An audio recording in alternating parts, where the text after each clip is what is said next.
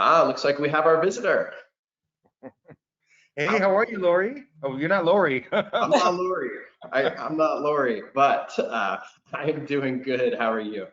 Good. Is Lori going to be the moderator? You got me today. So I'm her son, Josh. I'm her company attorney, and I do a handful of Nice. other things And are around we here. already live? Are we like live streaming already? I think we are. I believe Oh, so. cool. I was hoping You're to see looking Lori. for. I love Lori. She and I go back way back to the old days of Mike Ferry back in the day in the 90s. So, Okay. I didn't know that. That's very cool. and your name is Josh? Yes, yes, it is. Nice to meet you. Well, nice to meet you. And I'm excited to hear from you today. I've admired you from afar, and I did a little bit of research on you today. It is quite amazing. So I'm excited to hear what you have to say. And I love the state of Texas, one of my favorite states in the entire United States. Almost any speaking engagement invitation I have for Texas, I am there. I What can't makes wait you to love it so much? Texas. Love Texas and the beautiful bluebonnet state flower, which we don't have in California that I'm aware of. And yeah, Texas is fun. I mean, Texas is fun. It's lively. I just, when my friends call me and say, "Hey, come to Texas to speak," I'm like, "I'm there. Let's go." I don't care Do if it's you San own a pair of Antonio, boots? Dallas. Do you have a pair of boots? Do you enjoy the Mexican food? What is it? I love Mexican food. I do not have a pair of boots. I have to admit that. I have no occasion to wear them here in Beverly Hills. But I like the people in Texas. I like the feeling, the attitude. Um, you're still very strong in the old Texas values, and I love that. I love culture, and Texas has a really strong. California doesn't have a culture really, but Texas I don't know does. about that. California has their own independent way of doing things. They got to get a little bit of credit. Well, thank you. Well, I really think this is going to be a fun one. So we I look have a forward to it. handful of minutes left, but I see we're already starting to fill up. And we all know real estate agents, being one myself, we get there right in the nick of time. Exactly. So very cool. Very, very cool. But Lori does send her love. She unfortunately couldn't make it today though. I get it. Hey, she's busy running a company, so you got to do what you got to do. Yeah. Yeah. Well, I am the stand-in, so I don't mind too much. I just had a 5-week-old. She was 5 weeks yesterday, so I may be a Wow, congratulations. little slow of mind today, but it's something I definitely didn't want to miss. 5-week-old in this time. Wow. God, he or she? She. So it was definitely a different experience. So in the hospital, we had no family, no friends. It was just me and my wife because they were Wow. shut down. My Right. wife delivered in a mask the whole time. So it Really? was very different. We were there for 3 days total, and we got moved to 4 different rooms. And in that time period, we did not see another single patient. It was just surreal. Wow. So as a dad in this climate, was that a really scary thing for you? You know, it was, and there's always that worry, even when we got back from the hospital. So we got back, and I live about a mile from Lori, maybe 2. And I felt for her because we quarantined ourselves for, the 14 days after we got back, because we didn't know what staff member we could have came in contact with that would get back to our parents or my wife's parents. So it was definitely a kind of a little bit bittersweet not getting to introduce her to everybody when she was newly born. Well, congratulations on your new baby girl. What's her name? Evelyn. Evelyn. Oh, what a pretty name. Thank you. Like It's that. fun. It's not a family name. It's not a sentimental name. It's just we thought it was beautiful. It's a classic. I am a millennial, and it's funny. I see my millennial friends start to name their children these cool kind of hipstery names, and we just went the total opposite direction. No cool spellings, just very traditional, and we are smitten to say the least. Got it. Well, cool. Well, congratulations. What a blessing. Is this your first child or your second or First third? child. First First child. child. Wow, what a blessing. It You know, is. It is. Thank life you. is always Thank full you. of blessings, and it's Evelyn, right? Yes. Yeah. Well, congratulations to you and your wife. Thank you. Thank you. Are you broadcasting from your home office, work office? Where are you today? I'm at my office. Office. Okay. Wonderful. I'm excited to hear. I know we'll talk a little bit more about it near the end, but a little bit Josh, about how life's going back to normal. Yes, ma'am, Cindy. ask him what time he gets to the office in the morning. Okay. What time do you get to the office in the morning? Typically between 6 and 6:30 a.m. Whew, you are my Hey, hero. how are you? Every day. Every single day. I was I like telling it, you though. yesterday that even at times of Christmas Day, New Year's Day, every holiday, I still come to the office. I live literally 5 minutes away. So look, I just need to, I get up early every morning. So even Christmas Day, it's like I can't sit around the house all day long, right? So I get up, I come to the office for a couple hours, do what I got to do. And look, my clients who live around the world, I have a lot of international clients. They don't really care about holidays. I've sold a lot of houses on Christmas Day, Christmas Eve, New Year's Day. So look, I do what I got to do, and I just like coming the regular. I like a routine, so I like coming to the office every day. So it keeps me sane. Well, I believe it. And it's one of those things we always joke in our company. If you want to pick up your business a little bit, just go on vacation or have a holiday, because that's when it kicks out. That's true. Whenever you plan a vacation, the couple of days before, you get all these offers and all things going on. I remember being in Dubai a few years ago, and God, I mean, it was always at midnight because Dubai is 12 hours ahead. So it's literally exactly the opposite time. So it was like midnight in Dubai, and I'm having fun and going to parties and all that stuff. And I'm on the phone making deals at the lounges in Dubai for clients in LA at noontime. So anyways, you That's got to do what you amazing. That's amazing. So let's start our conference and let's give some great value to All right. Coldwell Apex in Texas and to all of you. You have what, like almost 1,000 agents in your company? 900. Wow. Well, I'm very honored and excited, and thank you to have me be a speaker with Mike Ferry and Tom Ferry and a couple other great friends. I mean, I saw your list of your May lineup, and I was like, damn, I feel good. You're a headliner. I love I it. know all those guys, and they've been coaches and friends, so it's really nice. Love it, love it, love it. You ready to get rolling, Miss Cindy? Yep, I've got this little intro video and then you guys can take over. Cool.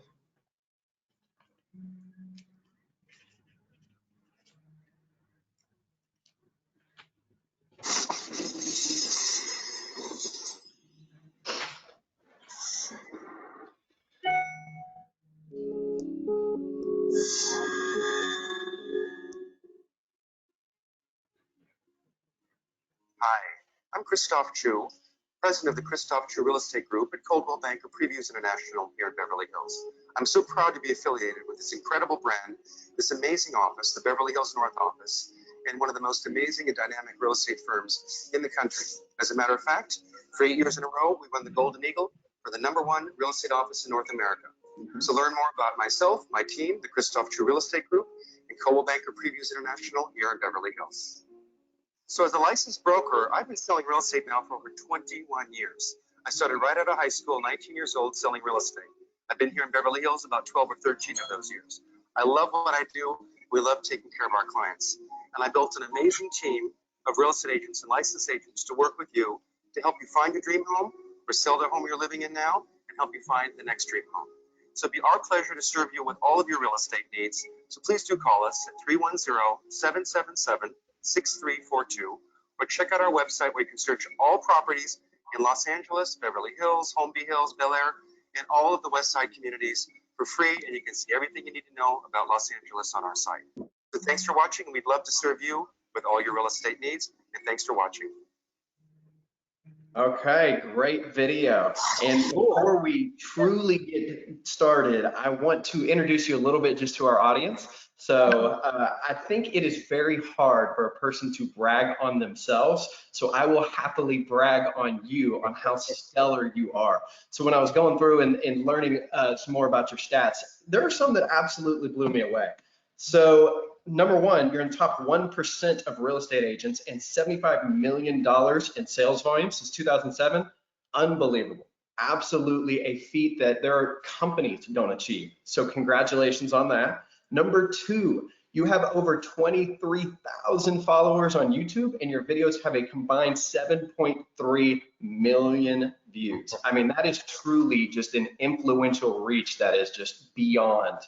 And I think the last one that really stuck out to me was that you get over 50,000 hits a month on your own individual website, which is just beyond. These are numbers that are almost hard to comprehend. So tell me, we'll go first into mindset. Tell me a little bit about yourself and where you came from. So first of all, in terms of the stats, I don't know that too much, but I do know we're close to 30,000 subscribers on YouTube, and all the other ones, I don't remember the details, but I know we have a lot of followers. So how did I start? it's interesting. Life is about perceptions, right, Josh? I mean, you know about perceptions. Mhm. So, and how old are you? Like 24? 29. 29. Okay. Well, you look 29. young. Good. I'll take it. So life is about perceptions, and people, I like to, like, I'm in Beverly Hills now. I was not from Beverly Hills.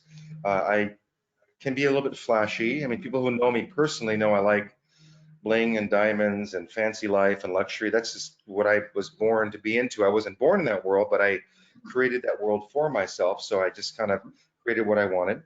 Um, what was the question again? Sorry. Tell me a little bit Oh, about where you I did come started. from. So if you So, weren't, so basically, since I was probably 4 or 5 years old, I always had a dream. I knew that my mom was a hairdresser, manicurist. My stepdad worked at a rare book art company here in LA. They were not rich people. They were just regular working people, struggling every month. My mom had a hair salon and it was tough. But for whatever reason, I was just born of a way that I wanted something different in my life. I was very blessed that at a young age, I got to travel. I'm half French, half Korean. So people don't know that. My mom came from France. My dad came from South Korea. They met here in 1961. And I was born in 1968, and then I had my life. So, but I always had a dream and a vision, even since I was very young. I remember one of my mom's hairdressing customers, Mrs. Cadwell. She was a principal at a local high school, and I would go to my mom's beauty shop on Saturdays at 6 o'clock in the morning. My mom had work ethic. I'd wake up at 5, go with my mom to the beauty salon. I would help her. I'd serve donuts, serve coffee to the customers, and help them. And Mrs. Cadwell gave me a book on castles. And I remember I was probably 6 or 7 years old, and that book kind of started opening my world. I'm like, wow, a castle, that's so cool. And so I think I was luckily very exposed from a young age. When I was 6 years old, for the first time, I went on a plane to France by myself. My parents took me to the airport. Back in those days, you could travel differently. And one of the hostesses took care of me, gave me a little thing, lanyard, put around and each gave me a little kit. But I literally got on a plane by myself for 12 hours and flew to Paris, France. Wow. And I landed in Paris, France, and my aunt and my two cousins that are actually African cousins, half French, picked me up at the airport. And I remember this. I mean, I was 6 years old. I remember being in the back of the car. It's raining in Paris for the first time. They're all speaking in French. I did not know what the hell they were talking about. And here I am. I'm not with my mommy. I'm not with my daddy. I'm by myself in a foreign country. I don't even know what anyone's talking about. And it was raining. And I'm sitting in the back seat crying because I want my mommy and my daddy, right? So I was exposed a lot. I luckily knew how to be independent very young. So starting at 12 years old, I always had a vision. So I wanted money and I wanted nice things. My mom couldn't really do it. So she's like, one of her customers needed her apartment cleaned. So this is back in the 70s, I think. I'm guessing, yeah, 70s. So my mom said, well, you're going to go clean, Karen Bernardi's apartment, Karen Genova's apartment, after the salon today. So, and I knew how to clean because my mom was working 6 days a week. So on Saturdays, when school was off, my sister and I would have to clean the house. And my mom knew how to clean, so we had to clean the house like impeccable. So I remember, 12 years old, I would make $60 in 4 hours. She would take me from the beauty salon after her hair, whatever. I'd go to her apartment, and it was on the second floor of this old building in LA, and she had 2 Persian cats with the long fur, and I was allergic to cats. So I'd be there for like 3 hours, sneezing like crazy and itchy eyes, and she had shag carpet from the 70s. But I mean, I was 12 years old. I'd go back home at like 2 o'clock in the afternoon, and I had $60 in cash in my pockets. What did you do with that $60 in cash? Back in those days, I saved it because I was 12 years old. I had nothing to spend it on, really, right? So, but my mom taught me the work ethic. I mean, she worked hard. She'd be up at 5 o'clock every morning. She'd be at the beauty salon at 6 o'clock till 6 or 7 every night, and she would come home, and 3, 4 nights, actually, no, 5 nights a week, she'd cook a huge, 6, 7 course dinner for the family. Well, and I think it's funny, while you were writing that story, I wrote that note down of 6 a.m. And we were talking a little bit before this started about your daily routine. And I noticed that it's something that probably carried on from when you were young. So tell us a little bit about your daily routine now. So my routine now, typically I wake up, I don't need an alarm clock. I typically wake up between 4:30 and 5. And depending on the season, sometimes at 4:30 or 5, it's pitch black outside. Nowadays, it's, 5 o'clock, the sun starts kind of coming up. So I always get up early. Sometimes I stay in bed, but typically by 5, 5:30, 6 o'clock, I get out of bed. Even though I'm awake, I do some meditation sometimes in the morning, then I get up, I get dressed. As soon as I'm getting dressed and, shaving and getting ready in the morning, I'm listening to, sometimes my own affirmations, which I've recorded, but I'm listening to meditations and things like that while I'm getting ready. So 15, 20 minutes, I'm listening to meditations. I go to the office, I check my emails. I do typically 2 or 3 social media posts first thing in the morning when I get to the office. And then every morning, whether it's 8 o'clock, 8:30 or 9, I do an affirmation call with one of my friends where we spend 4 or 5 minutes each just saying our affirmations out loud to each other on the phone. And then I go into, now it's always changing, but webinars nowadays, but calling past clients in Sphere, prospecting, doing marketing initiatives, talking to my team first thing in the morning. So, and then after that, by 10 o'clock, kind of the day's got to go more fluidly, meaning you get last minute calls. And in our market in the high end, there's a lot of very wealthy people that are last minute decision makers. I'll get a call, you want to come see a house in an hour or two. And, we're very careful because particularly in the high end, for us, prices are different around the world, but for us, high end is 10 million plus. But if someone calls me and I can Google search them and I know who they are and they're big time people and they got money and they want to see a house in an hour, I make it happen. So then the whole day is kind of like all set up with, showings and last minute things and dealing with day-to-day stress and, clients and deals and returning phone calls. And then by the end of the day, I try to kind of, recap. I never leave the office without checking every voicemail, returning all the phone calls. When I leave the office, I want to clear out all my emails. Some of my friends have like 27,000 emails saved, and I'm like, oh my God. I mean, to me, every day, my email's got to be at 0. Like every afternoon, every morning, it's got to go back to 0. I don't want any loose things. So that's kind of and then once I get home, I try to shut the world off. I mean, if I'm doing a deal or a client calls me, I do handle that. But when I'm home, I want to shut down and recharge my batteries. I have a lovely home. I have a beautiful garden, so I can go in the garden and be with my dogs and my wife and recharge myself and not really meditate when I get home, but just recharge myself and rebuild myself because I know I need the energy for the next day to be in the battlefield again another day and deal with the daily. Because look, I don't know about you, but I've been doing this for 32 years, long, not quite as long as you've been alive, but every day it's like a roller coaster. 10 times a day, you're up and down on that road, huge highs and huge lows, huge highs. So I just keep moving on, keep moving on, keep moving on. So it seems like to me, from what I can hear, the structure of your day allows you to be as successful as you are.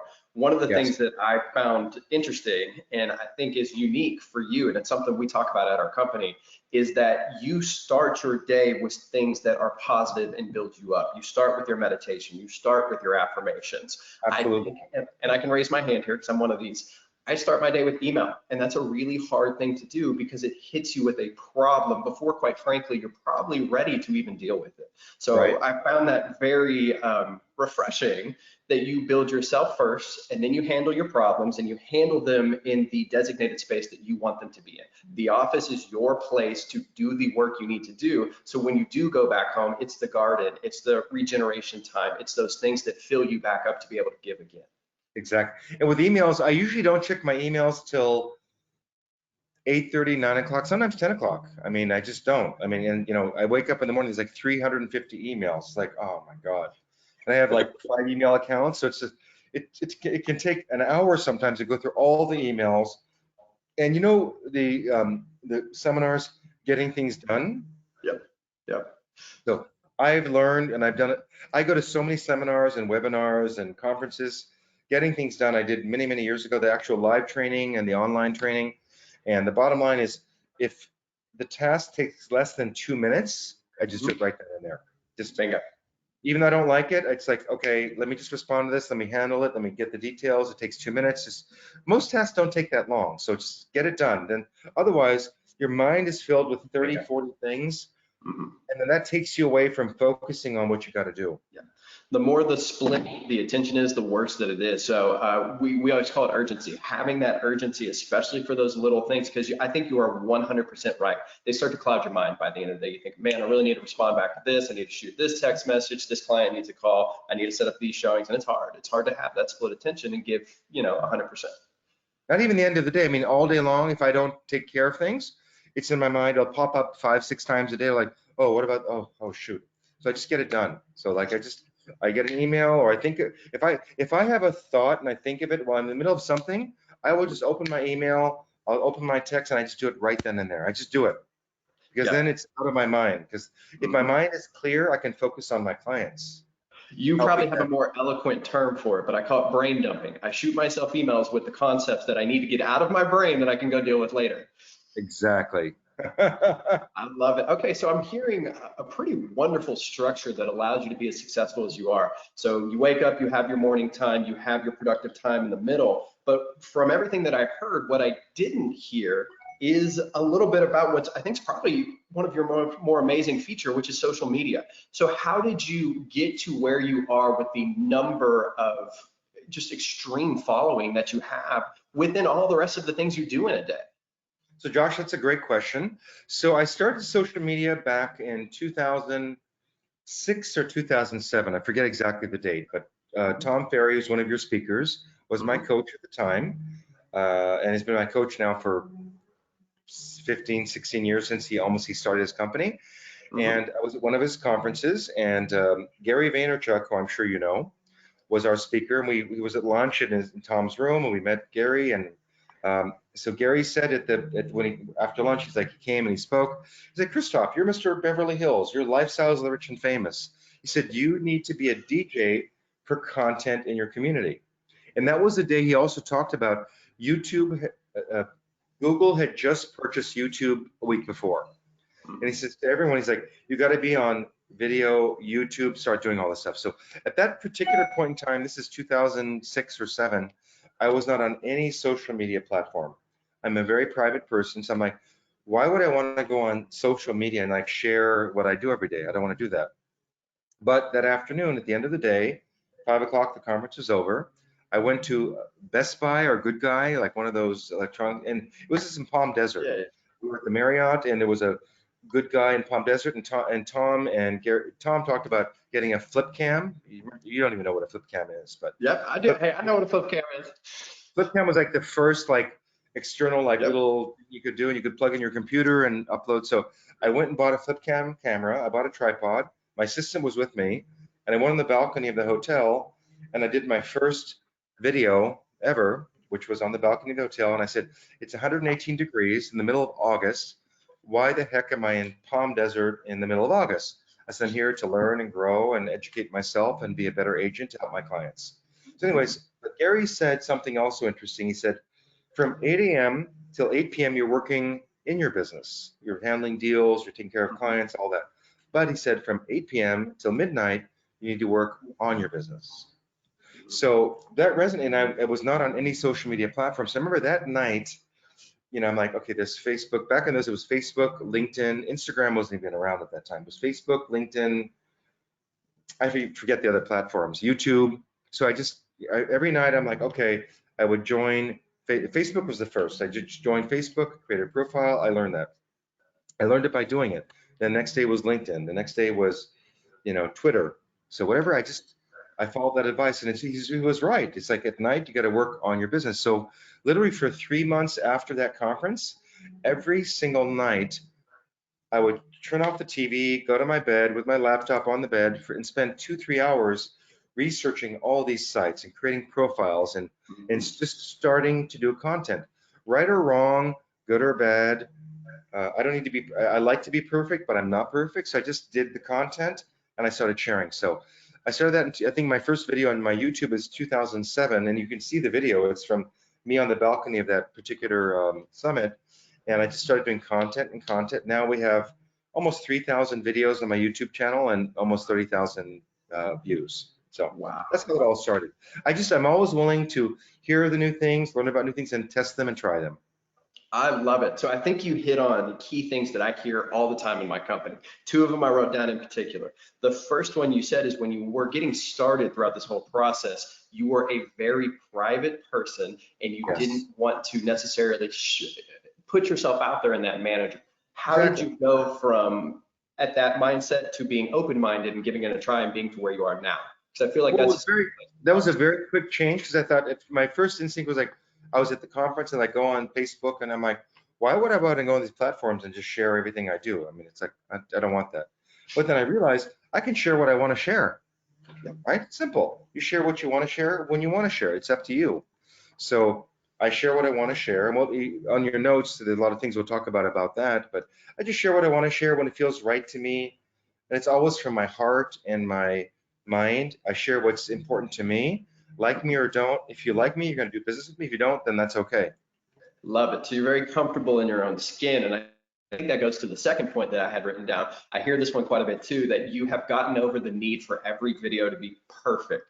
Because even when I talk to agents, when we speak in regular life, we flub up on words, we say, we have errors in just the way we communicate. So how did you move past that perfection? So I never really cared about, I am a perfectionist, no question. Most top agents are. Yep. However, um, back when I started doing videos, reality TV was already starting, right? Real Housewives of this and that, and I was going to be I was going to be the first agent on $1 Million Listing Los Angeles, Mhm. MDLA. And what do people want today? Still, 14 years later, they want reality. More so, they want authenticity, reality. So to me, look, I personally prefer when I spend a lot of money into a professional video that's curated, it's produced, it's planned, and it's beautiful. But the consumers don't want that. The consumers, I mean, you can spend, A large sum. 2,000 to 50,000 for a video. Mhm. But I can tell you from my, 14, 15 years of experience on YouTube, did I lose you? No, I still got you. Phone call came in. Yeah, So, no worries. what was I saying? You spend a large amount of money, but that sometimes Oh yeah. being the person that spent 20+ thousand dollars on the video doesn't have the same results as something less Right. manicured but So I honest. will, when I list a property, I do a professional video.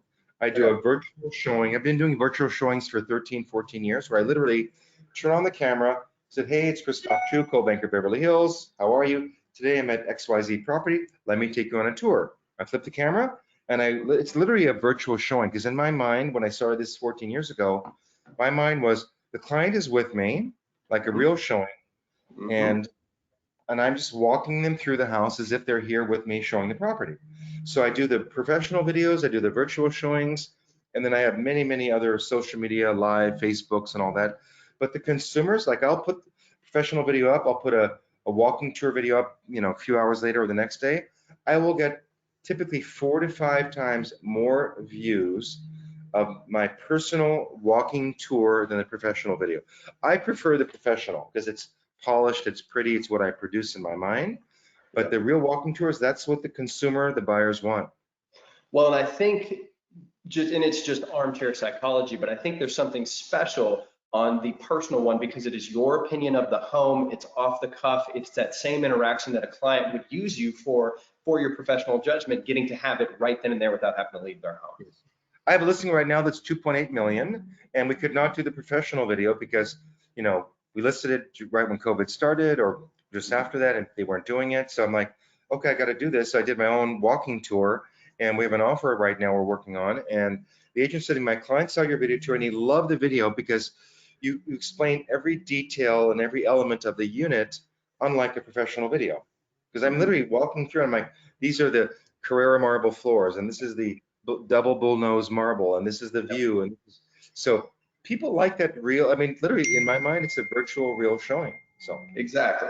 So that kind of transitioned nicely. You mentioned earlier, you learned that you get to control the message. So how do you come up with the different things that you share? What should an agent share on social media? And I guess the flip side of that question is what should they not share? so that's a really, really good question and very important. So I typically share, first of all, for typically nowadays under our current health crisis situation, 4 to 6 times a day. Before that, when there were parties all the time and I was going to lunches every day and dinners, I would share maybe 8 to 10 times a day.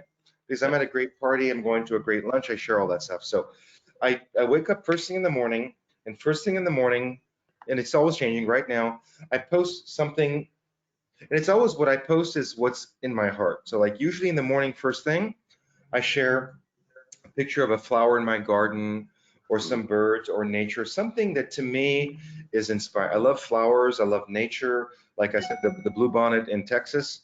I mean, when I take my walks in the morning or I'm in the garden, I go out in the garden and the wisteria is blooming, or the lemon tree blossoms are blooming, or the orange blossoms, or the grapefruit blossoms, or the lilac flowers, or the roses, or the camellia. I mean, I got lots and lots of flowers in my garden. So like every morning, I like wake up and what are the new magical mysteries in my garden? And I take pictures of that and I post it. That's first thing, 6 a.m., 6:30. Then typically, I like to post a positive quote. I like to help build everyone around me in my sphere. And like, let me share something positive that's related to me. I search a lot of positive things in the morning and I'm like, oh, I'm feeling depressed today, or I'm upset about a deal canceling. It's, in the morning or whatever's going on, I share what's in my heart and I share a positive quote. Then typically by 8, 9, 10 o'clock, I will share a listing. I will share something to do with the listing. A photo of a particular room or a clip of video or a full video if it's a new launch. Midday, I'd try to share another positive quote, or in the old days, I would share going out to lunch with friends or clients and the wonderful food. That's been gone for 2.5 months. And then the afternoon, I'd do something else positive, maybe share another property thing or something that's in my mindset about what I'm doing during the day. At the end of the day, another quote. When I get home, it's like another flower or my dogs and my wife and and in the old days when we were going out, it was like, I'm getting dressed for a party. Here are my shoes, here's my jewelry. And then I'm posting the party, I'm posting the after party. It's like 2 o'clock in the morning on a Wednesday and I'm still out partying, getting up at 5 o'clock in the morning. I'm like, I'm exhausted, but I'm still at the party. So I just share what's in my heart and what feels right to me. And you might lose some followers, which is okay. I don't care about that. I just share what's right to me and I'm always myself. Be So it's yourself. very authentic. It's very much true you. Yeah, but I don't share anything ever negative.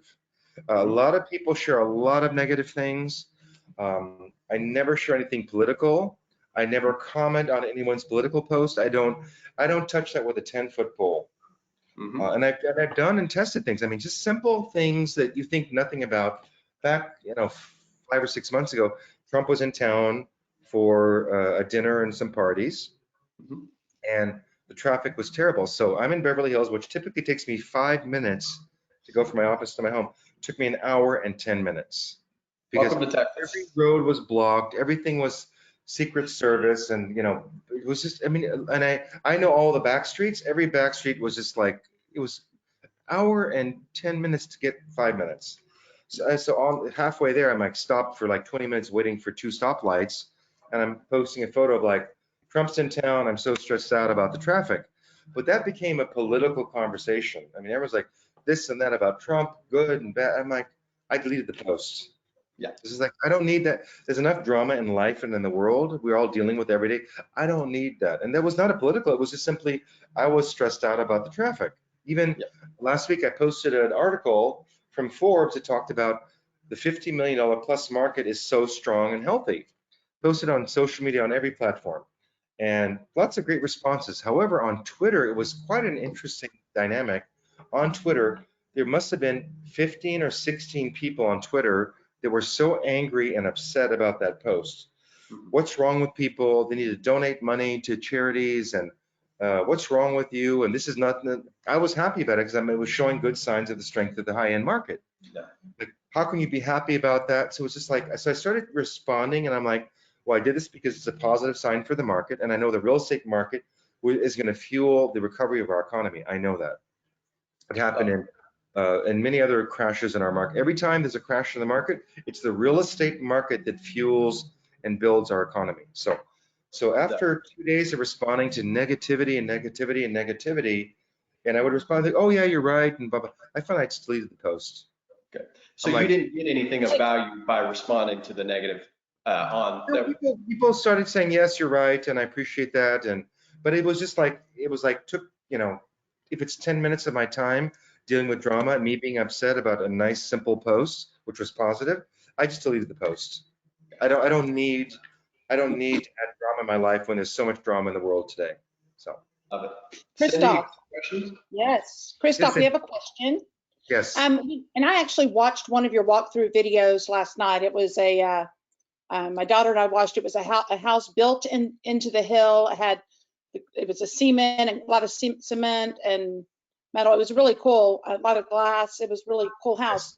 When you did that walkthrough video, did you have someone there with you that held the camera? Do you use a tripod if you're doing it yourself, or do you use a gimbal? How do you handle that? So typically a walkthrough video, typically I do it myself completely. I don't have my team do it or my assistant. I just go on my camera, I hold it, I do an intro, I flip the camera and I walk through. I have used Smoves and DJI Osmo 1 and 2 and 3. I've used all of those. I've had a lot of issues with them. Even my new DJI Osmo 3 or whatever it is, it stopped working last week. It just malfunctioned and I don't even know how to fix it. So bottom line is I'm pretty stable with my hand, so I just use my phone just in my hand if I don't have an Osmo, and I just go like this, I hold it like this, and I just walk through. Love it. So you mentioned earlier, just in passing in one of your comments, you posted on all platforms. What is all platforms to you, and what do you recommend that which platforms do you recommend agents Good question. So I have a box in my phone, which is my social media platforms. So it's my WordPress, which is my website, Facebook, of course, but on Facebook, I have my personal page, I have my business page, and I have 27 other Facebook business pages. So there's a lot. I post what's appropriate to the page. Instagram, I have my Instagram personal, I have my Instagram business. Twitter, Snapchat, Pinterest. Pinterest is still a great thing. LinkedIn, Google My Business. You know, Google has a My Business app where we can post on not your website, but on the Google business page every single day. So I have an app called Google My Business where every day I post it there. Ressus, which is like a Facebook for real estate. So I do it there. Then my Facebook pages, then TikTok, then our Coldwell Banker Workplace. Then I go to WeChat. So it's about 14 basic platforms. And then if it's a video, it's YouTube as well. So YouTube as well. Okay, yeah, that brings me, I guess, to the next point. Someone's at my door. Excuse me. Can you talk about something? I'll be right back. Yeah. Sorry about that. Yeah. So I think and Cindy's going to keep looking at your questions in the chat function or in the question function, and she'll have those lined up. She'll keep knocking them out for Christophe. But I think what I am interested to hear is that is a lot of platforms, and I want to know how his posts do when it's just a static post, just text and an image, versus the video and the different responses that he is going to get based on those things. So I'm highly curious, because I know a lot of us out there feel, myself included, video is something that we can be highly critical of ourselves. So like for those that have seen me teach my BombBomb class, you've heard me say, I particularly took a while to get used to video because I have a lazy eye that doesn't open all the way, and you can see it in video, and it took me a while to get comfortable with that. So I'm really kind of interested to find out how he became comfortable as a person that started with, you know, this is just my private life. You know, I don't want to post it out there, to now he has, I believe he said 3,000 videos out there with a combined 7 million views. So do me a favor, keep getting your questions into the chat, and Cindy will take those and we'll keep fielding them when he comes back. But this has been highly interesting so far, and I really appreciate his time. So, you're back. Some construction going on, and I had to deal with the contractor. So anyways, I'm back. Worries. So I'm a little bit interested on how you see the analytics of your sharing when you share just text and an image versus a video. Which one gets more attention? Which one gets more interaction? And why do you think that is? That's a really good question. So it really depends on the content, and I'm always testing all the time. You never know what's going to get likes. Quite often, just my personal opinion is when I post an amazing video of a property or a photo of a house that I love, not a lot of interaction. On social media, what my followers want to see typically, they want to see crazy stuff, like wild stuff, or me being raw. Like the other day, I think it was on Sunday or Monday. Look, I haven't had a haircut in 9 weeks. So I took a shower, my hair was all messed up, and I thought And I believe, look, people can perceive me as a bougie, flashy, blingy Beverly Hills broker. That may be your perception of me, but that's not who I am. I came from nothing. My family were farmers in the south of France. They were just regular people. I love nature and the real world. So all the blingy stuff really doesn't make any difference. So I'd like to be, and I'm very cognizant of people's perception of me. Because most often people say, oh, I thought you were born from a rich family. I thought you were, you know, have a title and all this stuff. So people have a perception. So I try to blow that out of the water. So I did a photo in my bathroom, kind of crazy. My hair was like crazy like this. I did a photo of like, oh my God, I need a haircut and a shave. And I got like, you know, 600 likes on Instagram and lots of shares, and people just love that raw, real me. So I am this happy goes perfectly into my next question. We have so many agents that are self-conscious necessarily about the way they appear in a video, the way they may appear in a post. What would you tell an agent that may be self-conscious about the way that they look or the way that they interact on video? So this is one of the top questions I get when I'm at seminars or in live when I'm speaking about videos or whatever. You know, I have a lot of people coming up to me afterwards talking about I've never done a video. Like that. I'm afraid. I don't want to look bad. I don't care about all that stuff. I look how I look. And I said, bottom line is all day long, you're out and about meeting clients, right? None of us have an issue face-to-face talking to a client or sharing questions and answering their questions. The bottom line, I said, when the camera's in front of you, what's the difference? Just imagine the camera is your best friend, your best client, or your wife, or your loved one, or your sister. So I'm talking to people I love, and I am who I am. I look how I look, good or bad, good days and bad days, and that is what it is. So the question is, do you want to live in the fear or worry of looking good? Look, no one more than me wants to look good and wear expensive clothes and fancy jewelry. I love that. But I post photos. I mean, you're going to get a laugh at this. So I did this on a webinar last week because they were saying, oh, you're the best dressed realtor in the industry and blah, blah, blah. I said, well, thank you for that. I said, but this is my Zoom video call top. I'm wearing khaki pants on the bottom, but these are my office shoes. Put my foot up. Adidas flip flops. They're the massage flip flops. You know, with the massage. I love it. Every day, even before the COVID, I have these in my office. I have them at home, and I'm really into comfort. So I don't care. I want to look good, but I don't care. I want to be comfortable. So I get to the office. I got my beautiful alligator shoes or Louis Vuitton shoes or whatever. Fine. But the minute I get here, I walk in the door. I take my shoes off. I put those on. I walk through the office. I go downstairs. I do what I got to do. Like, what are those shoes? I'm like, oh, I'm comfortable. I don't care. I could care. I don't care what people think. Yeah, I want people to think positively of me, but I'm me. We're all human beings, and I want to be comfortable. The more comfortable I am, the better I feel, the better I can produce for my clients.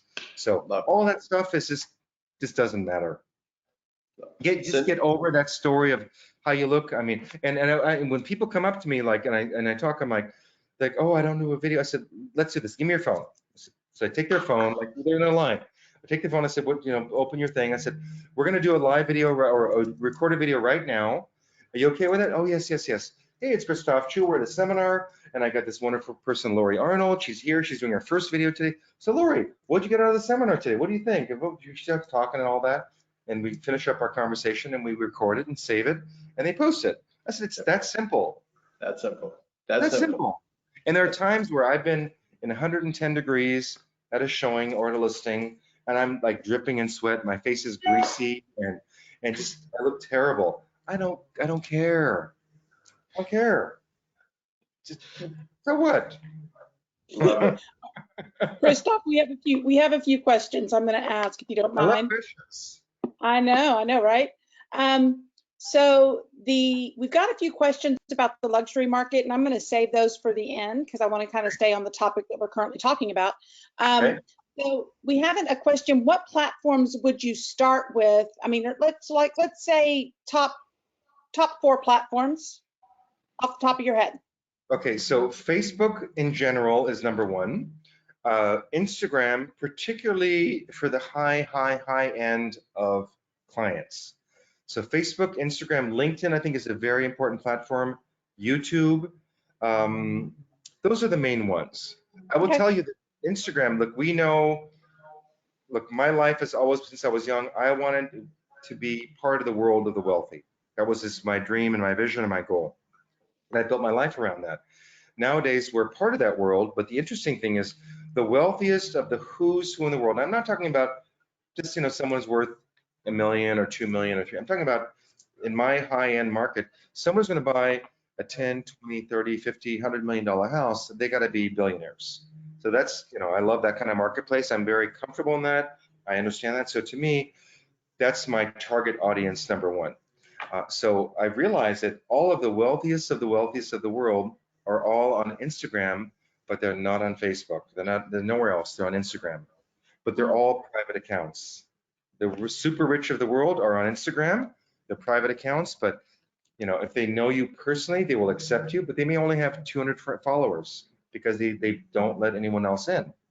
But that's your opportunity. It's kind of like a day-to-day personal conversation. But I see all my billionaire friends and someone who's I don't want to talk about out of my school, but someone who's a billionaire will own a apartment in New York, maybe one in Paris, maybe one in London, maybe a condo in Miami, a place in LA, maybe a house in Hawaii. They might own 5 or 6 homes around the world.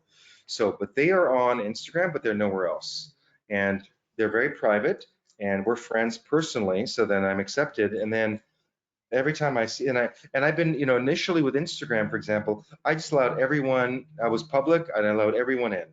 Well, I'm private now, and I don't allow anyone in. And when I see people on my feed, I just remove them, because to me, my business is different. My business is open, it's public, anyone can go on there. But my personal, I want to see the who's who of people that are important to me and not be filled with a bunch of stuff that I don't want to see. So, but that's where the wealthy of the world are on, is Instagram, and it's private. But that's your opportunity that every day, now that I'm, limiting my feed slowly to smaller, I see people in their lives, what they're doing. You communicate, you private message them. A lot of my clients, it's so interesting. We private Instagram message each other, not on Twitter. I mean, not on text, or not on WhatsApp or WeChat. It's just Instagram private messages. So I go on the platforms that people are on, and depending on the people, and every platform is different. You mentioned that you have, I think you said 27 Facebook business pages. Correct. Can you tell us why you have so many and what you're using those for? So I did that initially 14 years ago when I started with, Gary Vaynerchuk and YouTube and all that. It's like, I started on Facebook, and people had Facebook pages. So I, of course, created at first a Christophe Choo real estate group page. Then I created a Coldwell Banker Beverly Hills page. Then I'm like, okay, let me create pages for all of the various micro markets in our area. So look, my office is in Beverly Hills, but I work a 10, 15-mile radius outside of Beverly Hills, which we're in basically 15 different MLS markets. It could be Beverly Hills Post Office, Bel Air, Hollywood Hills Sunset Strip, Century City, Malibu, Westwood, Hollywood Hills East, Hollywood Hills West, Los Feliz, Miracle Mile, Beverlywood, Cheviot Hills. That's pretty much. So there's like 15 market areas. So I created pages for each of those market areas. I even have pages like Los Angeles luxury real estate. And when Gary Vaynerchuk said to me that day, he said, "You're Mr. Lifestyles, the rich and famous." That like hit me like a brick. So that's really who I am internally. So at the break, was actually talked at like 1:30 after lunch. At the break at 3 o'clock, I went to my room upstairs. I went on GoDaddy.com, and I purchased, which I was shocked, all of the lifestyles of the rich and famous.com, .tv, .everything. I just bought them. They were available. I bought them. And so I'm like, so I have a Lifestyles of the Rich and Famous on Facebook. I have my personal kind of fan page. I have many local market area. I have an LA County page just for LA County. Anything to do with LA County, what's going on, I post it on there. I have a Beverly Hills lifestyle page. Anything to do with Beverly Hills lifestyle, whether it's yoga classes or the dog shows or the art shows or the I have a Beverly Hills lifestyle page. I have a Beverly Hills city page. So just, these were created 14, 15 years ago, and they're still there. And I post every day on all those pages, sometimes multiple times a day. Because again, Gary said, be a DJ for content in your community. So I created 27 communities, and I'm a DJ for content in all of those various communities. I noticed a central theme here that you've said a handful of times. It's always targeted content with targeted messages to a target audience. It's very, Absolutely. very specific every time to what you're looking for. It's not necessarily this shattered shotgun approach. It's very direct. Right. Now, typically when I do a post, it can go pretty much everywhere. However, if I had, like this morning, I think, I'll give an example. So this morning I was here at 6:30. So what did I post this morning? I think I posted 3 things. So I forgot, but let me just look real quickly what I posted. So I posted, first thing I did this morning was a picture of the park in Beverly Hills. It's a beautiful day in Beverly Hills. Just reframing and this went on everything to do with me because I'm in Beverly Hills, and this is just, it's not a business. It's just like, it's a beautiful day in Beverly Hills. I said, it's going to be a gorgeous day in Beverly Hills. Simple, right? Just rebranding, I'm in Beverly Hills. The next post was, every day is another chance to build yourself and be different and create a new beginning. That was my next positive image quote. I didn't do a flower this morning. So instead of a flower, I did the park. Then I posted one of my listings. I have a new listing for 12.5 million. And I posted a picture of the family room and the loggia. And I said the family room and the wonderful outdoor area. So those were my 3 posts this morning before 8 o'clock. Love it. Are you using a social media management tool to post to all the different sites? How are you doing that? I do not do that. That's a really, really good question. I do not do that. Hootsuite is probably the main one that most people use. I did use Hootsuite for a long time, but it was not a good idea because every platform is different. And if you take a Hootsuite, you do a post and you share it everywhere, it's going to have the, if you do like, if you're on Instagram, you do the @ so-and-so and the @ so-and-so, and it's going to come up on Facebook as @ so-and-so. But people don't want to see that. They want to see what's relative to their platform. So I don't do that. I do it myself on every platform. Typically, when I come up with the concept for a post and I post it, it will take me between 7 to 12 minutes to post that same post across all the platforms. It takes time. So I literally probably spend personally about an hour a day on posting on social media. I've had marketing directors, I've had people do it for me, but it never came out the way I wanted to, so I do it myself. I come up with the content, I create the content. Sometimes my marketing people will change the dynamic or the graphic, but I have a lot of apps, so I just go on the app, I take 4 or 5 minutes, I add the logo, I add the words or whatever, and then I post, but I do that mostly myself. I'd say 95%. I love that answer so much because it goes back to what we were talking about earlier about authenticity. And I get that question a lot, Josh. Who can I pay to run my social media? There's lots of people that'll take your money. Don't get me wrong, but they won't be good because the people that are looking at the content know it's not you. They know it. Yeah. It's got to be you. And there are times where like I'll record a video and I'm like, oh, I don't want to post this. It's like even that hair thing. I don't know if you guys see the hair thing. You probably didn't, but the hair thing, I took the picture. I instinctively, I got home. I'm like, I want to do this. I took a photo. I took like 30 photos and I chose the best one, which was so crazy. And I wanted to post it. I'm like, oh God, no, I shouldn't post this. I said, it's too raw. I don't want to, do I want to show myself looking like hell? My pajamas were not ironed. And I'm like, screw that. I just posted it. And I'll typically post on Instagram first, just as like a test and see what the reaction is. I then did a couple other things, and I'm like, wow, I've had 17 comments in an hour, and I've had all these 50 likes. I'm like, okay, I'm gonna share this everywhere else. So sometimes, usually when I say I don't want to share that because it's too raw or it's too personal or whatever, I still share it, and then those are the ones that really people love. If I feel uncomfortable, like, do I want to share this? That's what people want to see. I love it. Well, and I've heard you say some names over and over and over again throughout our discussion. I've heard you talk about Gary. I've heard you talk about Tom. I even heard a little shout out to Mike in there. Tell me a little bit about how coaching has influenced you as a realtor and as a person. So I've been coaching since either 1991 or 1993. I forget the year. My first introduction to coaching, look, I started 18 years old in real estate in 1989-ish. First year I made no sales. Second year, I made one sale. It was a $43,000 co-op, and I made a $1,700 commission.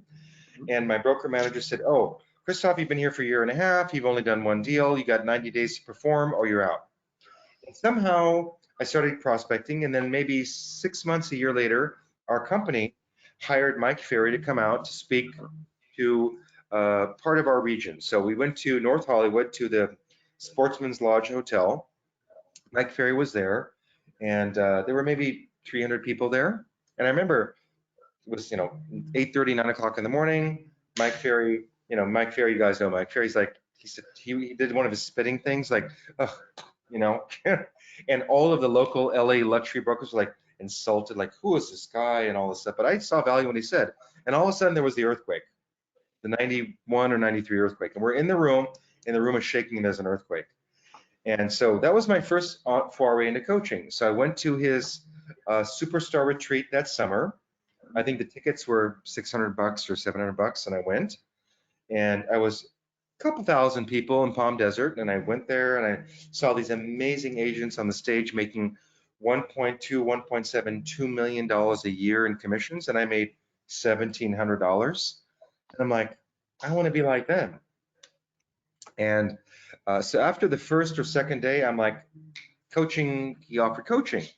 And coaching back in those, it was $1,000 a month, back in 1993. So I remember I knew it was right. I knew in my mind I would make 10-time return on my investment in the coaching. So I thought if I spend 12 grand this year in coaching, I will make 120 grand. And I made only 1,700 or 20,000, whatever it was. So I signed up for coaching, and I remember being in the line waiting and looking at my wallet and thinking, oh my God, will my credit card go through? Because the deposit was $1,000, right? And I didn't know, back in those days, there were no apps for credit cards, and you didn't know. I was like, here's my credit card. Oh, is it gonna go through? Thank God it went through, and I started coaching. So I've been in coaching since that time, nonstop so Mike Ferry was my coach for 15, 16 years. Then Steve Shull, his president, was my coach. Then Tom Ferry. So I've been in coaching for 27, 28 years. I still believe in it. Aside from my weekly calls, aside from all the Tom right now, every single day, there's another webinar he's doing helping us. And then so aside from the physical coaching conferences, aside from my weekly coaching with my coach, and aside from the webinars, then I have the interactions with the top agents in the world that go to the conferences when we go. And you guys, I believe you guys have your own kind of internal coaching, right? Yes, sir. Which is amazing. Coldwell Banker does not have, Coldwell Banker, corporate does not have that. You're Apex, you're independent, so thank God for Lori. But I knew Lori back in the old Mike Ferry days, back in the 90s. That's, I think, when we first met. So the fact that she's offering you guys, I'm guessing it's free coaching for agents? Well, if you guys are on this call and you're not part of that free coaching, and you're not on every single webinar that Apex offers you, you are making a huge mistake. Don't put your head in the sand. Don't be an ostrich with your head down in the ground. Wipe up your ass, get off the ground, and do your coaching. Be on the calls every day. Learn, learn, learn, and learn. That's the only way you'll grow. That's the only way you'll grow your business, and you can help other people. And the more people you help, the more you will be helped. So. Well, and I think you hit something really cool that I liked in your story. You said the first Mike Ferry coaching you went to, there was a bunch of LA realtors there, and a lot of them were physically at the event, but they were not listening, they were not engaging, they weren't being open-minded. So showing up is not enough. You have to take it a step further. Yeah, that's what I'm hearing. Well, and I remember, it was my first introduction to Mike Ferry. I didn't even know who he was. I was on the first row on the stage, and he said something. You guys have been in Mike Ferry, and he went, and this is blah, blah, blah, and I think he made like a fake spit thing. And I was like, huh? That's kind of crude and rude. And then all of the other fancy brokers like, oh, he's so crude. He's so undignified. Well, I don't care what he is. I saw value in what he was saying. He talked about prospecting and following up with clients and, setting a schedule. And what he said made sense to me. So don't kill the messenger. I liked the message. I didn't like the way he delivered the message, but it made sense to me. What he was saying, the content he gave me was true and correct. The way the spitting thing, I didn't like that either, but I don't give a crap about that. So what? So So what? I remember I was with him at one of his conferences, years ago. He took his cell phones. I don't believe in that stuff, and he threw it across the room. Fine. Now he's on videos. He said to me, I don't like videos. Now he's doing videos 3 times a week, right? So I don't worry about who the messenger is. I look at the message, and even if I spend an hour like this, this is an hour conference call or more, if you get one point, one thing that makes you feel better emotionally or physically, or makes you get you one more deal this year or the next 2 years, or makes you feel happier and more positive, or makes you be a more loving person to your spouse or your children or your loved ones. That's all that matters. Just take the little golden nuggets. I was a child at like maybe 10 years old in Nevada, one of those gold mining towns where they had those old towns, like the old, not pirate towns, but the old cowboy towns, right? Where they had the mine. And I remember I was so excited that there was like a thing with the water, and they would give you like a bag of sand, and you pan for the gold. And I remember I was so excited because there's all these bags of dirt, and you've got the water, and you're rushing. And at the bottom, after like 20 minutes, you have a couple little speckles of gold. Every day we have our funnel. It's huge. Lots of people calling us and contacting us, or people coming after us. You funnel it. You're constantly panning for gold. Just look for the golden nuggets or the little speckle of gold. So out of this call, if you get 1 or 2 things, I'm very happy that you can take on. Say, I'm going to just start social media. Cool. Just start with Facebook. Then go to LinkedIn. Then go to Instagram. Just if you do one thing today, just do that. If you do one thing, just record a video. Oh, it's been a tough time for everyone and my clients. I just won a great webinar today. I learned so much information and XYZ. Just record a 1-minute video and share it to your social media. So text that to your friends and clients. Just do it, try it. Don't be perfect. It's better to do it than not and not be perfect. Just do it. The things that you have said today that I have seen, you're a believer in trying something and testing something. And if it works, great. And if it doesn't, that's okay too. But the ability to go in and test something gets you to that new spot. If you do the same things you'll always have done, you'll be in the same spot. But if you try new things, that's what's going to help push you. I'm always testing. I'm always trying, right or wrong. I can record a video. If I don't like it, I can record it again or record it again. I can record it, post it, and if I don't like it, there's a lot of negativity.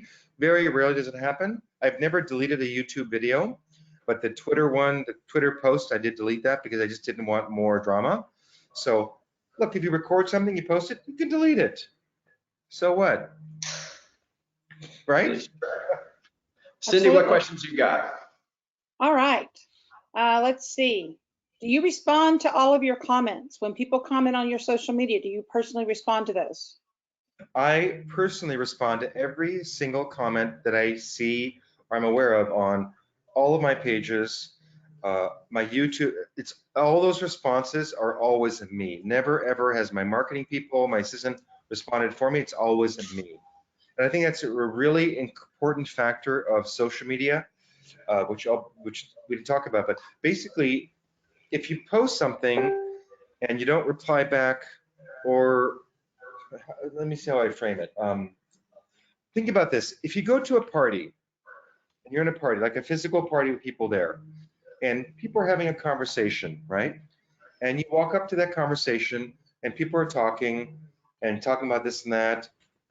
Do you just look at them and walk away? Or do you look at them and come, oh, God, what a great thing, and engage yourself in the conversation? Most people, and I talk about this all the time. My wife doesn't like me saying this, but I said there are social media, social media followers, and there are social media, not ghosts. I forget, the word will come to me, but basically, there's a lot of people that are on social media. They're watching everything you do. They see everything. They never like, they never comment, they never say anything. And then you're at a party And then like, oh, how are you, Christophe? So nice. Oh my God, your trip to Dubai last week, or you're Yep. this and that, and oh my God, that wonderful listing. And I'm like, you saw all that stuff. You never gave me a like. You never said hello. You never said that's cool. Look, I don't do a lot of words when I comment, but I like, I heart, I comment. I say that's amazing, that's incredible, good for you. It doesn't have to be long, but the word will come to me. But you have to engage. Social media is a social platform. It's like you cannot go to a cocktail party, walk around the room and jump into people's conversations, just look at them and stare and walk away. You can't say something to someone, hey, how are you? This is what's going on in my life, and there's 4 or 5 people talking to you, and then you just literally shut your mouth and you turn around and you walk away. If you do a post and people start commenting, you never comment back, it's insulting. Because you're like, if they take the time to comment to you, I am so appreciative that people comment. I need to take the time as best I can to comment back. Love Because it is a social world. You know, this is a floating internet cocktail party. So just think of social media as a cocktail party. How would you behave physically in a real world cocktail party? You talk to people, you comment, they comment, you comment back. It's the same thing on, so it's a floating virtual cocktail party. So if you're silent and you're not commenting, or you comment and people respond, you don't ever respond, you know, like every day I do the birthdays every single day. Everyone is a friend of mine on Facebook. Like I've been full on Facebook for 9-10 years, so the 5,000 limit. Cindy was even shocked. She's like, there's a 5,000 limit? I'm like, yeah. So it's been limited for, you know, years. So Yeah. I've been full for 8 or 9 years. So I always keep 2 or 3 open spots on my Facebook, because at least I get the requests. If you're full, you don't get the requests. So I get Love the requests, and usually I don't know them. So I'm like, I just send them the auto reply. We're full. Here's my business page. Follow me there. But once in a while, someone is like, oh, it's someone I know. So I will delete someone and add someone that I know. And then on the birthdays, when I go to the birthdays, sometimes there's 35 birthdays in one day. And it can take me 30 minutes to send everyone a private birthday message. But if I'm going through, I'm like, who's that? I don't know them. And I look at like sometimes they're private. So like I go to the private and I see I sent them 2 birthday messages the last 2 years, and they've never even thanked me or give me even a little plus or a thumbs up. You know what? Unfriend, sorry. Because to me, social media is social and real. You gotta interact. Cindy, I think you may be muted. I am, I'm sorry. There you go. There was Yeah. some feedback. I thought it might be my system.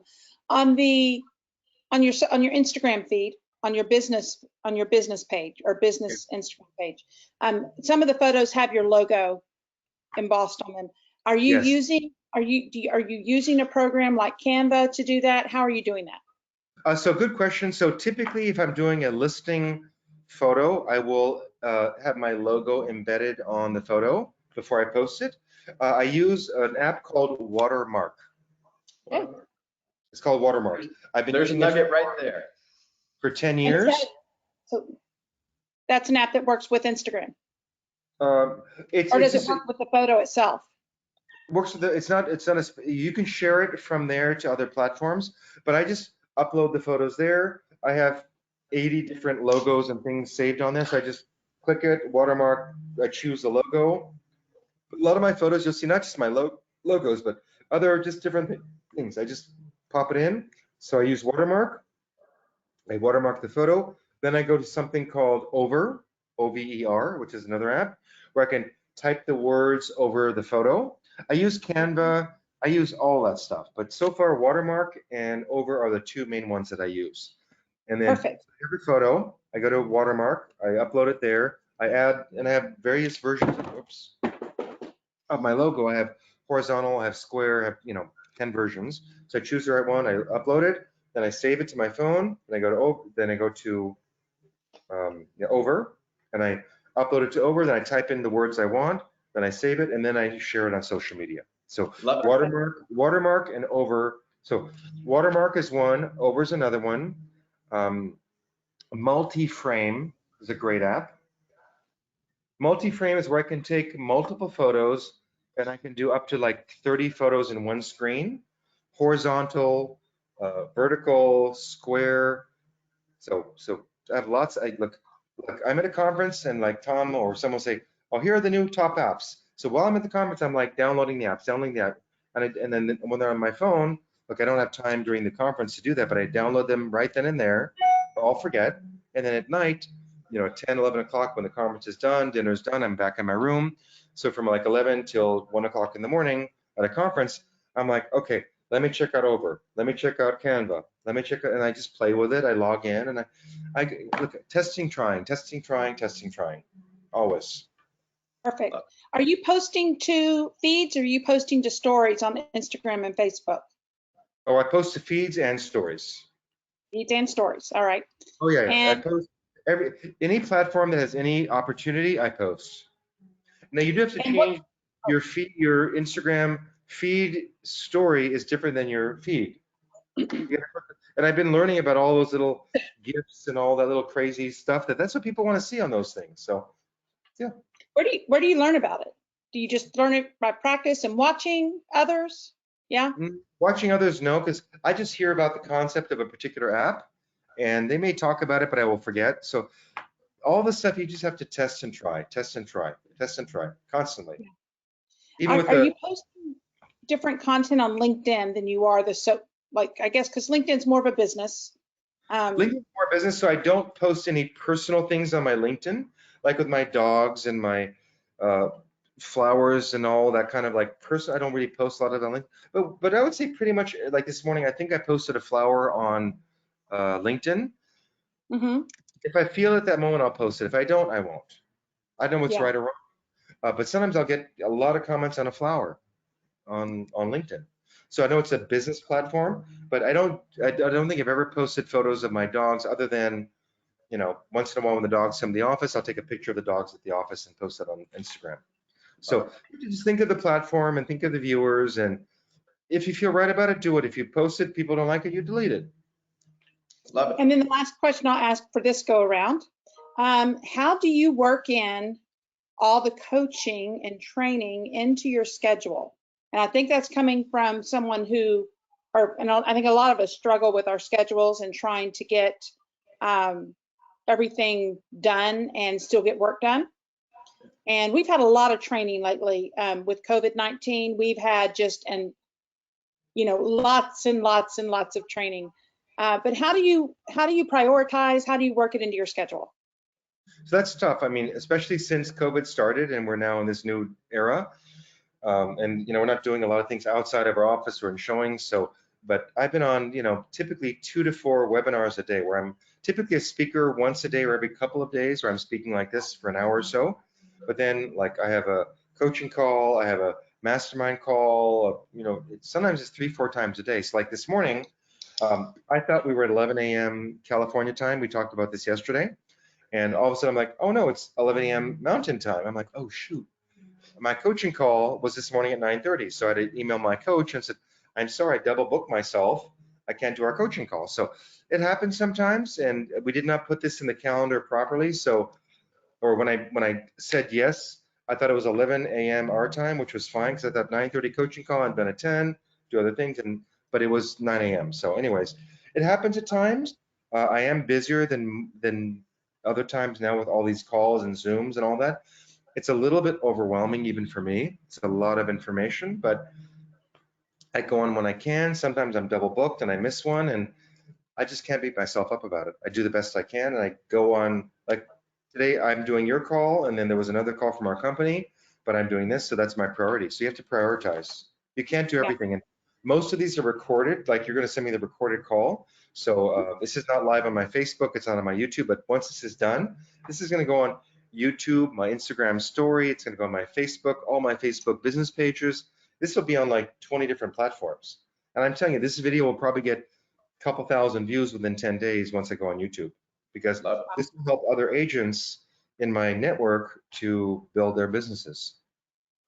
I think that transitions nicely to our next topic, because we're talking a little bit about how COVID has affected your business. So just to give you a little frame of reference of Texas. So Texas, we are considered essential. We can now basically operate at a similar capacity to what we had before, that we're allowed to show, we're allowed to have open houses. Of course, we still maintain social distancing. We use our mask, we wash our hands, we try to leave doors open so consumers don't have to open them or the lights on, etc. But I guess my question to you is twofold. How has COVID affected your business? And two, how are you building your business during COVID? So COVID has affected everyone in the world, every business person. I don't care who you are, whether you're a housekeeper or you're a street sweeper, it's affected everyone on the planet. It's affected me dramatically, of course. I've been through, 32 years, I've been through riots, earthquakes, floods, fires, crash of the 90s, crash of the 2000s. I've been through 12, 11 major disasters. We got to move on. We got to pivot. We got to keep changing and building ourselves. So it is, whatever's happening outside of me is going to happen. I have to just be able to adapt. So it's changed things dramatically, but I just have to do what I have to do, and it's changing every day, every hour. Similar to you, I mean, we are essential as well. So that's been the case since this all started. However, up until last week, we could not show occupied properties in Los Angeles County until last week. That changed last Wednesday. Yeah. And then, so now that's changed. We were able to show vacant properties. And then, I'm in Beverly Hills, which is a different city, even though it's LA County. So there's lots of little different rules and laws based on boroughs and counties and cities and states. So look, even yesterday, we were on a couple of webinars, and there's like 130 pages of new documents we have to read as a local LA Beverly Hills agent that I still have on my desk that I have not had a chance to read yet. Yep. But I'm very intuitive, I'm very instinctive, and all this stuff, I've been doing this forever. Even like we locked down before it was officially locked down, so I wasn't concerned about that. When I posted my first post 3 weeks ago or 2 weeks ago, when I said, oh, we're out doing our first showings, I had my N95 mask right on in the photo, and like simply, how did you get the mask? Where did you get that? Those are only for healthcare workers. I said, well, let me explain something to you, because people were kind of upset. I just did a simple photo of me with a mask, and there were past clients and people like upset. How did you get that? Why do you have that? That's only for healthcare workers. Well, I don't know what's going on now. All I know is back in beginning of February, when this COVID first started in China, my wife and I, we're an earthquake country. So we know that at some point that we're gonna have a big earthquake.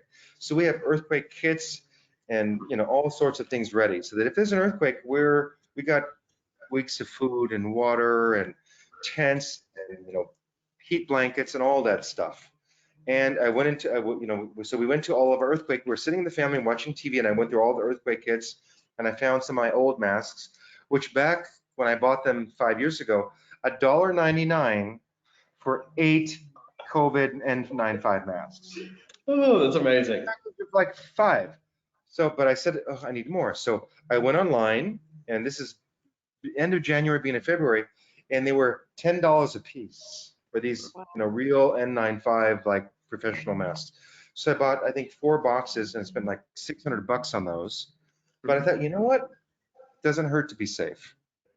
So I bought all that stuff. So yeah, I mean, all the gloves, all the masks. I did that a long, long time ago, way, way before. Look, I can afford to buy it. I bought them and I have them. And now people are like bitching, how come you have them?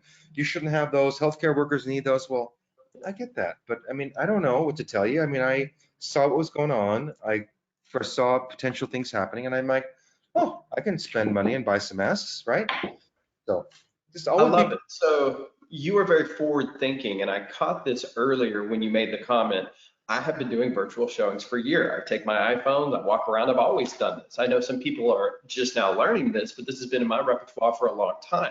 And so for me, I guess one question I have is, what changes that we're seeing in the industry, like virtual showings, like these more video tours, more Matterports maybe than in the past, which ones do you think will remain once hopefully we go back to normal and whatever that time may be?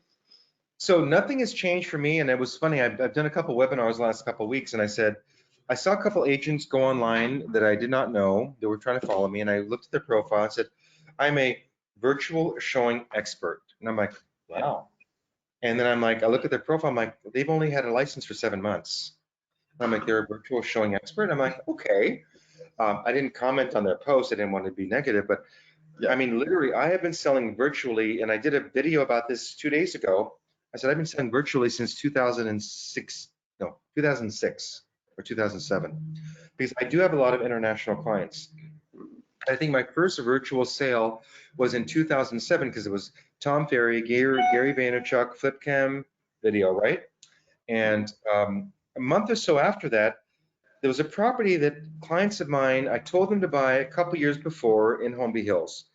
They didn't buy at the time because they were brand new clients to me. They came to LA. They wanted to buy two properties for about $5 million a piece back in 2006. And when they first, just out of the blue, referral from a past client, I'm like, why do you want to buy two properties for $5 million? I said, it doesn't make sense. Well, two brothers in their early 20s wanted to buy these properties to build and tear down in LA. I said, no, that doesn't make, they've been looking for a month and they didn't find what they want. I said, no, you're looking for the wrong thing. You need to buy this property. They bought a $7 million property. So I showed them that. Another one, I said, buy this, but it was 14 million. They didn't want to spend 12 or 14, they wanted to spend less than 10. So they bought the first one for 7 million, which is fine. They bought that and closed. But then 3 years later, the property I told them to buy 3 years before came on the market. And they were in a foreign country in Europe and came on the market that morning. I saw it. I called up the brokers, a friend of mine. I said, do you mind if I come to the house and take a video? He said, sure, sure. So I went, they were going to buy it to tear it down. So I went to the house.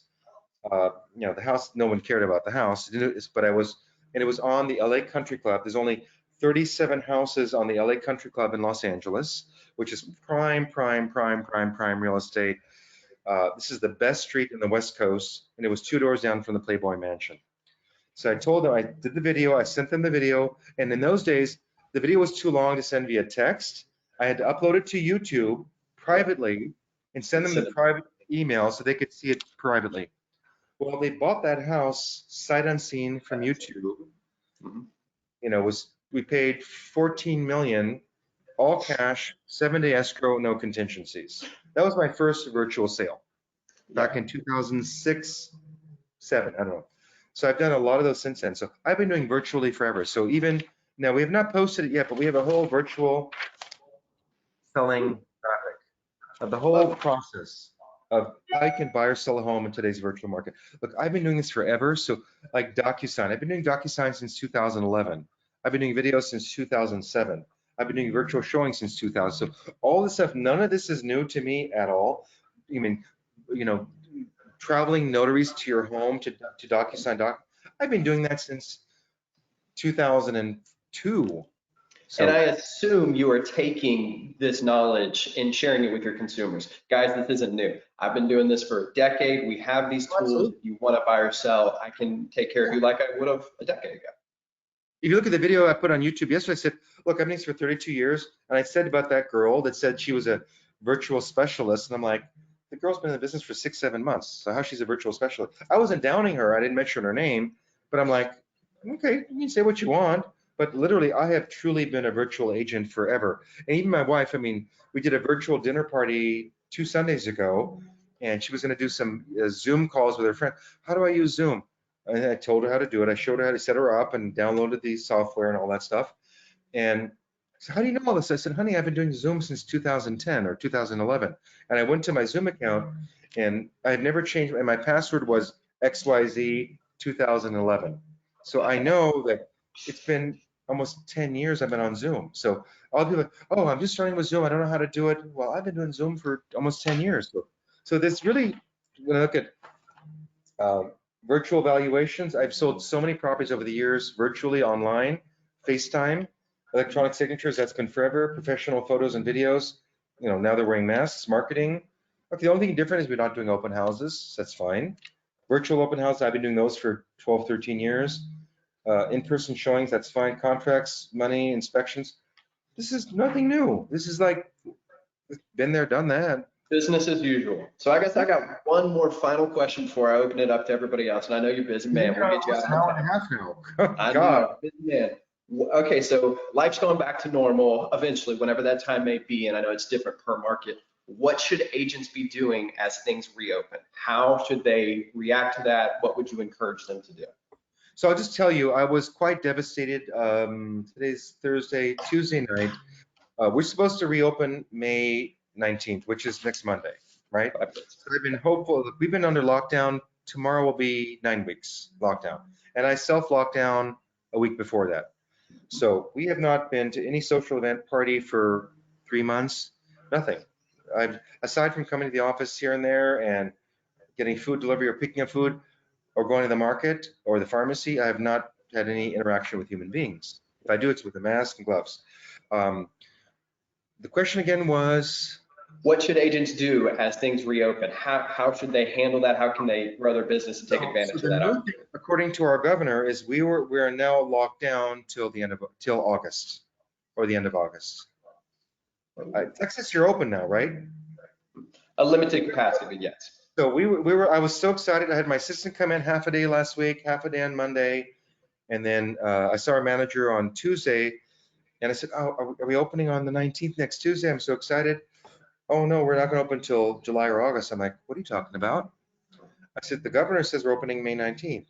And I guess they had information before I did. And then so now they've told us it won't be till August or maybe even September, which was devastating. I got really upset. I just shut down for a couple of hours because I just like, no. It is what it is. I still got to do what I got to do. Thank God I can show houses. I can make deals. You got to pivot. You got to do the best you can under whatever circumstance. I mean, if you're open in Texas, I mean, a restaurant's open. Can you get your hair cut? Can you? Yes. Yes. Okay, well, As so of you're Friday, lucky. as last Friday, we can get our hair cut, Christophe. You don't have to So- cut your own hair like I did. So right now, I can't get my hair cut. I get a manicure twice a week, get a haircut every 3-4 weeks. I can't do anything. And even this morning, I was like, before the call, I had to fix my sideburns because they're literally like 70 sideburns now. It is what it is. I mean, I can't control what's outside. I can control what's within me. So I do my calls, do what I do. I can show houses. I can make deals. So look, I'm not happy about it. I go to lunch every single day, 5, 6, 7 days a week. I go to dinner 3-4 nights a week. We go to parties 4, 5, 6 times a week. That's dead. Been dead for 2.5 months. So you have to find other ways to maintain those relationships that you would have had if you could have gone to the parties or the dinners. Yeah, but aside from that, I'm just talking about my own selfishness of I like going out for lunch every day. I like going out to parties every night. I can work from 6:30 in the morning till 6:30, 7 o'clock at night. I run home. I won't wear a business suit for dinner. I will change for an evening outfit, particularly for a good party. And I'll have 20 minutes. I can change in 15 minutes. My wife's home. She hasn't worked, so she's already ready. I come in. I'm like, okay, I got 15 minutes. Boom, boom, take off, boom, clean my face, boom, boom, get dressed and go out. But this is not happening. It's not happening. So it's okay. Well, if you want to come to Texas, we can find you a nice place to eat dinner. Okay, tell your mom and tell co-banker Apex, you need to have me come as a speaker in Texas, in Dallas. As soon as this is over, look, I want a first class ticket. I want to be in the Ritz-Carlton in Dallas. I want my suite. I want my car and driver. I'm sorry, I'm demanding, but hey, I will give value. I love it. I love it. Awesome. Cindy, you have any questions before we let him go? Thank you so much, by the way. Thank you. I have 2 questions, and I've held these till the end on purpose because they weren't really part of the agenda. The first one is, tell us about your support staff and your team. Who's on your team and what do they do? So in terms of support staff, I'm with Coldwell Banker. So just like you guys, I've had my own marketing directors personally on my own payroll, but we have marketing in-house, we have MLS in-house, we have advertising in-house, we have 8 or 9 different marketing elements in our office by Coldwell Banker that are provided to us. I've had assistants for 30 years, so I've always had assistants no matter what. I've had marketing people, but with marketing people, I would come up with the content, create the content, tell them what to do and have them send it. But I don't have them right now because, especially right now, full-time paying a salary when they're doing what I'm doing, and I can do what they do in 2 hours, but I pay them for all day. So I don't have them right now. I can do it. My assistant is picking up the slack. We always have interns. I've always had interns. So typically we always have 1 or 2 interns working with us. So they're helping to kind of learn the business and do other things for us. So we have a lot of office staff, but right now it's myself and my assistant and the office staff from the office. That's all we Okay. need. That's good. I like that. Okay, last thing. And I first of all, before we say this, I just want to tell you that I have so much enjoyed talking with you today and yesterday. I feel like I have a new friend. Don't forget to make room for me. I Okay. added you last night. Did you add me last night? Oh, I'm did. so excited. No, Okay, I told her, I good. said I'm full, but I said I will add you as a friend, and she sent me the request. I added you, and you and I had we had an hour talk yesterday. Like just Yes, we did. Look, It I was can great. talk forever, so forgive me if I talk too much, but we're friends. And Josh, you send me, we'll be friends. I'll block someone or delete someone. And a shout out to Carrie Emery for helping make the connection. We appreciate Carrie, Absolutely. if you're on this call, Carrie's one of my best friends. Carrie's one of the best agents I've ever met. She's a wonderful woman, kind heart, beautiful inside and out. She's just so wonderful. And now she's with Coldwell Banker. She left another company to join us last year because a couple of our Coldwell Banker were like, Carrie, you got to come to Coldwell Banker. Come to Coldwell Banker. So thank you, Carrie. I love you. I adore you. You're one of my favorites in my 5 hands of top agents in the world that I love, and you're one of them. So, Awesome. thank you, Carrie. All right, Christophe. Okay, this is like a 2-part question. Where did you learn, gain all the knowledge that you have about the luxury market when you were first starting out? Okay. And if you were speaking to an agent that wanted to break into the luxury market, how would you advise that they do that? Okay, so the first question I'll answer now. The second one you may have to remind me. So first question, I came from nothing. When I moved physically to Beverly Hills, this is kind of 2 questions that will weld into one. So I was living in South Pasadena, which is about 15 miles east of Beverly Hills, and I was working in Hancock Park, which is about 5 miles east of Beverly Hills. I started my office in Hancock Park, which is one of the wealthiest neighborhoods in LA, not Beverly Hills, but kind of second, but one of the old school neighborhoods. So I started my career in that office. And as you know, my first deal was $43,000. So back in the day, when I left Hancock Park, at that point, I was living in South Pasadena. I was a training director. I was under Mike Ferry at the time. He was my coach. I was training for the company. I became training director, as we talked about. And I was at a meeting at the Newport Beach Four Seasons Hotel with Mike Ferry and about 30 people at a lunch. And Betty Graham, our former global luxury manager, said, have you ever considered coming to Beverly Hills? And I'm like, no, but I've always wanted to. So I interviewed with her, and I just literally, next day, I knew it was right. I just physically I just packed up my bags, moved my office to Beverly Hills in one day, done. A couple years later, we kept our property in South Pasadena, which we still own, but we bought a house here nearby. So I didn't want to commute an hour and a half a day. And back when I was first starting, I was young and I could drive all the time, so I would leave at 5:30 in the morning to beat the traffic to come to West Side to work. I would leave at 2:30 or 3 in the afternoon to go home, pick up my wife, get dressed for a party, come all the way back to Beverly Hills, go to the party, come back at home at night, and then do that sometimes 2-3 times a week. So I moved my office first, then I physically moved my home. Then I always tell people you have to live it, breathe it, be it in order to sell it. So my office was here. I lived here. I go to we were already going to all of the functions in Beverly Hills, but we were not living here. So I go to every function possible, the farmers markets, the local markets, the restaurants, everything. So I'm in the world. You got to be in the world. And the bottom line is rich people want to work with people that are like them. If you're part of their social world, you support, they're on the gala board of a charity and it's $1,000 ticket event. But who wants to spend $2,000 to go for 2 people for an event, for a chicken dinner and sit there for 3 hours listening about burn victims or homeless people? Look, I support all those causes, but it can be boring. But you got to support them. If you support them, they'll support you. But people who are rich, think about this. If they have let's go back to your market. Let's say they have a $700,000 house, $800,000 house, $1.2 million house.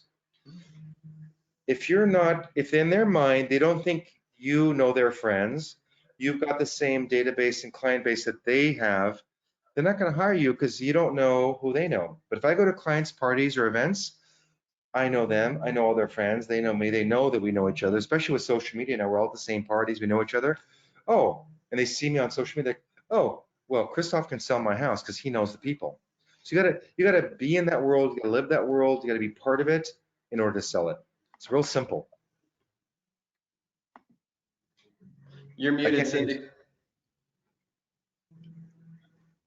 Did I answer the second part of that question or only the The first? second part of the question was, how would an agent that wants to, and you kind of touched this a little bit, how do they grow into that world? And I think you hit it pretty well.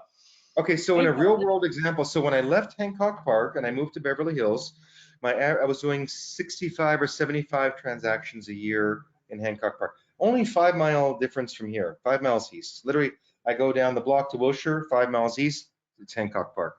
My average price at that time was $232,000, and I was doing 65, 75 deals a year, all 6-7% commission, lock boxes and all that. But when I moved here, I knew the first year was really tough. I think the first year my income dropped 60 or 70% because, transitional. And when old clients, like I'd spent 15 years building that market, and when people call my old office, said, oh, he's no longer in the business.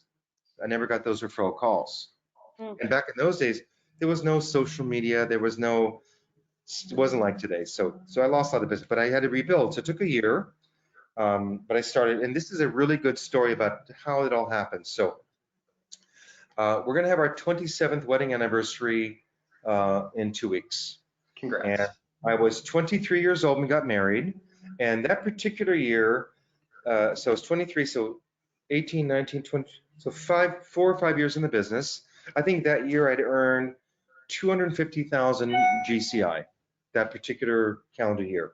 And we're getting married. And I'm like, I always believed if I earn the money, I want to be the best. I always wanted to be the best and I want to live the best. So I said to my wife, let's plan our honeymoon. And we got married in Hong Kong. We flew on a trip to Hong Kong. We got married in Hong Kong. We stayed at the Peninsula Hotel, which was the best hotel one of the best in the world.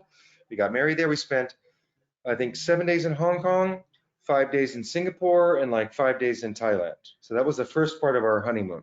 Then we came back to LA. We spent 6-7 days in LA, flew to Europe, went to Monte Carlo, and we took a 2-week cruise on the Crystal Harmony for 2 weeks from Monte Carlo to Rome, and then we spent 5 days in Rome. So that entire, honeymoon double trip cost me, I think, about $60,000, which was more than a quarter of my annual GCI at that time, which was fine because we went in first class. We went to the best 5-6-star hotels, which was fine because to me, I didn't mind working the entire year to live 3-4 weeks my best life. So on that cruise, I remember this cruise, it was Crystal Harmony. There were 1,100 passengers from all over the world. And there was a little, you check in the cruise and there's a little booklet that says everyone from everywhere. There was only one couple from Los Angeles or from Beverly Hills. We were not living in Beverly Hills at the time, but I saw them in the booklet. I didn't even know who they were. So just randomly, I don't know, week later, 2 weeks later, we're sitting by the pool on one of the sea days on the lounge by this couple. We're just chit-chatting and talking. And like, oh, we're from Beverly Hills. I'm like, ding, ding, ding. We became friends. We're still friends to this day. The husband passed away a number of years ago, but still we're friends now, 28 years later with Susan, the wife. When I first moved to Beverly Hills, physically in my office, a couple months after that, she called me and said, Christophe, I have a friend from Indonesia, has this property. I want you to talk to them.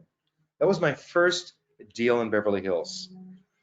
Well, from that one call and that one deal, I have made $2.6 million in 27 years from that cruise. Wow. I'm talking about 2.7 GCI to me, so minus the company split or whatever, still, it's a hell of a lot of money. But it's 27 years worth of deals. Even this first virtual sale, that referral got me a client who I leased a property for him. I sold him a condo for $500,000 in Beverly Hills. And those buyers who bought that first house for $7 million, then they bought for $14 million. Then I sold the house for $10 million. Then they bought another one for $11 million, which I then sold for $19 million. And we're now going to be selling their house for $65 million. Oh. That all came from a lease I did on that first referral from that cruise that I sold him a $500,000 condo. And when these guys called me, it was like a Thursday afternoon or Friday afternoon. I get a random call. Hi, we're so-and-so. I said, we want to buy houses in Beverly Hills. I said, well, how do you find me? Oh, your friend so-and-so called, referred us. I said, great. So when can we meet? Well, we're outside your office. Can we meet? So that was, I mean, this is I didn't say this. So it was a Friday afternoon at 4 o'clock. They came in the door, and I'm always dressed to come to work. Always, always. They came in the door, the two brothers and their, attorney representative. We met. Uh-oh, I kind of lost some of you. You guys hear me? No, I it's can me. hear I'm you. sorry, I'm fixing it. So they came in the door, and they were, look, I know expensive clothes and watches. So they were pretty casual, but, $1,000 cashmere sweaters, $80,000 watches, $300 shoes. I'm like, okay. So we just talked. I said, looking for this. So they're the ones who bought the first. So we met on Friday, and I didn't know them.